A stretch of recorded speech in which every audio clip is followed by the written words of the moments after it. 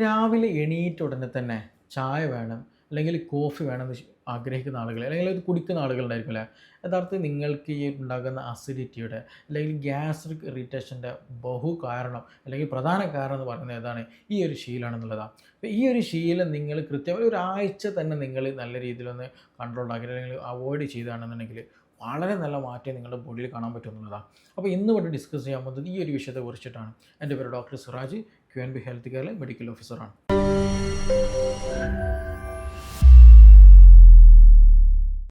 പലപ്പോഴും പല ആളുകളും ഇത് കോമൺ ആയിട്ട് പറയുന്നൊരു കംപ്ലയിൻ്റാണ്, ഡോക്ടറെ അസിഡിറ്റിയാണ് പ്രശ്നം, അല്ലെങ്കിൽ നെഞ്ചരിച്ചിലെ പ്രശ്നമാണ്, ഛർദ്ദിക്കാൻ വരുന്നുണ്ട്, പ്രത്യേകിച്ച് രാവിലെ എഴുന്നേൽക്കുന്ന സമയത്ത് ഓക്കാൻ വരിക, ഛർദ്ദിക്കാൻ വരിക, നെഞ്ച് എരിയുക എന്നുള്ളതാണ്. അതും തന്നെ പ്രത്യേകിച്ച് പറയാനുള്ളത് ഈ പറഞ്ഞതുപോലെ എന്തെങ്കിലും ചായ കുടിക്കുന്ന സമയത്ത് അല്ലെങ്കിൽ ചായ കുടിച്ച് കഴിഞ്ഞ് അല്ലെങ്കിൽ കോഫി കുടിച്ച് കഴിഞ്ഞാൽ ഇത് വളരെ നല്ല രീതിയിൽ കൂടുന്നുണ്ട് എന്നുള്ള രീതിയിൽ പലരും പറയും. ഇന്നും എൻ്റെ അടുത്ത് വന്നത് ഈ ഒരു പ്രശ്നം പറഞ്ഞ പേഷ്യൻ്റ് എന്നുള്ളതാണ്. അപ്പോൾ ഇവരുടെയൊക്കെ ഹിസ്റ്ററി എടുക്കുന്ന സമയത്ത് നമുക്ക് മനസ്സിലാക്കാൻ പറ്റും, ഇവരിൽ ബഹുഭൂരിപക്ഷം ആളുകൾ ഈ പറഞ്ഞതുപോലെ എംപ്റ്റി സ്റ്റൊമക്കിൽ വെറും വയറ്റിൽ ഒന്നെങ്കിൽ കോഫി അല്ലെങ്കിൽ ബ്ലാക്ക് ടീ നല്ല രീതിയിൽ കുടിക്കുന്നുണ്ടെന്നുള്ളത് തന്നെയാണ്. അപ്പോൾ ഇത് രണ്ടും നല്ല രീതിയിൽ എന്ത് ചെയ്യുന്നുണ്ട്, ഇതിന് ഒരു കാരണമാകുന്നുണ്ട് എന്നുള്ളത് തന്നെയാണ്. പ്രത്യേകിച്ച് എടുത്ത് പറയുകയാണെങ്കിൽ ഇതിലെല്ലാം അടങ്ങിയിട്ടുള്ള ഒന്ന് ഇത് കോഫി ആകട്ടെ ടീ ആകട്ടെ, ഇതെന്ത് ചെയ്യും, നല്ല രീതിയിൽ നമ്മുടെ സ്റ്റൊമക്കിലുള്ള ലൈൻസ് അല്ലെങ്കിൽ സ്റ്റൊമക്കിൽ ഉണ്ടാകുന്ന വാൾസിന് എന്ത് ചെയ്യും, നല്ല രീതിയിൽ ട്രിഗറിങ് ഉണ്ടാക്കും.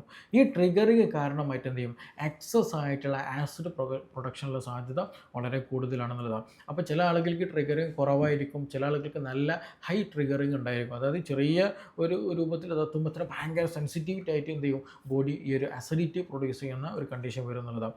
അപ്പോൾ ഈ ട്രിഗറിങ് കാരണമായിട്ട് ഒരു കഫീൻ്റെ പ്രസൻസ് കാരണമായിട്ട് ഈ ട്രിഗറിങ് ഉണ്ടാകുകയും ഈ ട്രിഗറിങ് കാരണമായിട്ട് എന്ത് ചെയ്യും, എക്സസ് ആയിട്ടുണ്ടാകുന്ന ആസിഡ് പ്രൊഡക്ഷനിലേക്ക് അത് നയിക്കും എന്നുള്ളതാണ്. അപ്പോൾ അതുകൊണ്ട് തന്നെ എന്ത് ചെയ്യുക, ഇത് ഒഴിവാക്കുന്നതാണ് ഒന്നാമത് നമ്മൾ മനസ്സിലാക്കുന്നത്. ഈ ഒരു കാരണത്തിലൂടെ ഒന്ന് മനസ്സിലാക്കുന്നത്.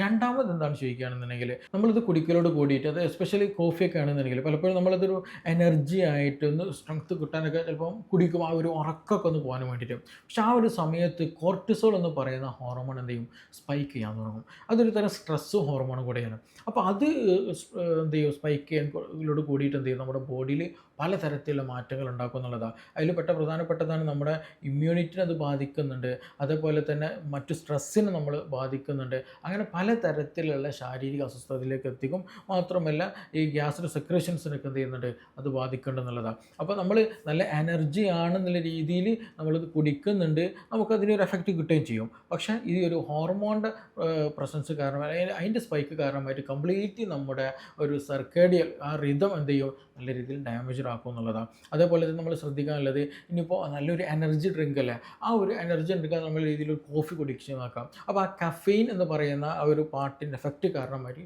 നമുക്ക് നല്ല സ്ട്രെങ്ത്തും എനർജിയൊക്കെ ഫീൽ ചെയ്യും. പക്ഷേ ഒരു മിഡ് ഡേ അല്ലെങ്കിൽ ഒരു 11-12 മണി ആവുന്ന സമയത്തോട് കൂടിയിട്ട് നമ്മുടെ എനർജി കംപ്ലീറ്റ് ലോസ് ആയിട്ട് പോകും. കാരണം ആ കഫെയിൻ്റെ ഒരു എഫക്റ്റ് നമ്മുടെ ബോഡിയിലോട് കൂടിയിട്ട് നമ്മുടെ എനർജി പെട്ടെന്ന് ഡൗൺ ആയിട്ട് പോകും എന്നുള്ളതാണ്. അപ്പോൾ അതുകൊണ്ട് തന്നെ ഇതൊരു സ്ഥിരമായിട്ട് എല്ലാ സമയത്തും ഉപയോഗിക്കരുത് എന്നുള്ളതാണ്. അപ്പോൾ നമ്മൾ ഏതെങ്കിലും കണ്ടീഷനിലൊക്കെ ഉപയോഗിക്കേണ്ട വലിയ പ്രശ്നമൊന്നും ഉണ്ടായിരിക്കില്ല. പക്ഷേ ഇത് സ്ഥിരമായിട്ട് എടുത്തു കഴിഞ്ഞാൽ ഈ പറഞ്ഞതുപോലെ ബുദ്ധിമുട്ടുകൾ വരും എന്നുള്ളതാണ്. അതേപോലെ തന്നെയാണ് ഇത് സ്ഥിരമായിട്ട് നമ്മൾ കഴിച്ചിട്ടുണ്ടെങ്കിൽ, വെറും വയറ്റിൽ കുടിക്കുകയാണെന്നുണ്ടെങ്കിൽ നമ്മുടെ ഈ ഒരു ഇൻറ്റസ്റ്റൈനിൽ അല്ല അതേപോലെ തന്നെ നമ്മുടെ സ്റ്റൊമക്കിലുള്ള ലൈൻസുകളിൽ എന്ത് ചെയ്യും, ഇൻഫ്ലമേഷനിലേക്ക് അത് നയിക്കും എന്നുള്ളതാണ്. അതിന് ഇറിറ്റേഷൻ ഉണ്ടാക്കിയിട്ട് അവിടെ എന്ത് ചെയ്യും, ഈ പറഞ്ഞതുപോലെ ബുദ്ധിമുട്ടുകൾ ഉണ്ടാക്കുകയും ഇൻഫ്ലമേഷൻ ഉണ്ടാക്കുകയും അത് പിന്നെ അസിഡിറ്റിയിലേക്ക് നയിക്കുന്ന ഒരു സാഹചര്യം വരും എന്നുള്ളതാണ്. അപ്പോൾ അതുകൊണ്ട് തന്നെ ഒരിക്കലും എന്ത് ചെയ്യരുത്, ഈ രാവിലെ സ്ഥിരമായിട്ട് ഈ ഒരു വെറും വയറ്റിൽ കോഫിയോ അല്ലെങ്കിൽ ചായയോ കുടിക്കുന്ന ശീലം ഉണ്ടെന്നുണ്ടെങ്കിൽ അത് പരമാവധി, എസ്പെഷ്യലി ബ്ലാക്ക് ടീ ബ്ലാക്ക് കോഫിയാണ്, അത് വളരെ ഡേഞ്ചറാണ്. അത് നല്ല രീതിയിൽ നമ്മൾ ശ്രദ്ധിക്കേണ്ടതാണ്. അപ്പോൾ അതുകൊണ്ട് ഇത് കുടിക്കുന്ന ആളുകൾ മിക്ക ആളുകൾക്കും എന്ത് ചെയ്യും, ഈ പറഞ്ഞതുപോലെ നെഞ്ചരിച്ചിലും ഛർദ്ദിക്കാൻ വരലും ഓക്കാനും വരലും ഈ ഭക്ഷണം കഴിക്കാനൊക്കെ ഇറക്കാനൊക്കെ പ്രയാസം എന്ത് ചെയ്യും, ഇവരിൽ നല്ല രീതിയിൽ ഉണ്ടാകും എന്നുള്ളത് തന്നെയാണ്. അപ്പോൾ അതിന് പകരമായിട്ട് നമുക്ക് ചെയ്യാൻ പറ്റുന്നൊരു സംഗതിയാണ് ഈ പറഞ്ഞതുപോലെ നമുക്ക് എന്ത് ചെയ്യാം, ചെറിയ ഇളം ചൂടുള്ള വെള്ളം എന്ത് ചെയ്യാം, നമുക്ക് കുടിക്കാം. അല്ലെങ്കിൽ ഇളം ചൂടുള്ള വെള്ളത്തിൽ നമുക്ക് ചെറുനാരങ്ങ ചേർത്ത് കുടിക്കാൻ, അത് ഒന്നുകൂടെ നല്ലതാണ്. പിന്നെ നല്ല രീതിയിൽ അസിഡിറ്റിയും പ്രശ്നമൊക്കെ ഉള്ള ആളുകളാണെങ്കിൽ ചെറുനാരങ്ങ അവോയ്ഡ് ചെയ്യാം, അത് കുഴപ്പമൊന്നുമില്ല. അപ്പോൾ ഇങ്ങനെ സിമ്പിളായിട്ടുള്ള സംഗതി നമ്മൾ ചെയ്യുകയാണെങ്കിൽ വലിയ പ്രശ്നമൊന്നും ഉണ്ടാവില്ല.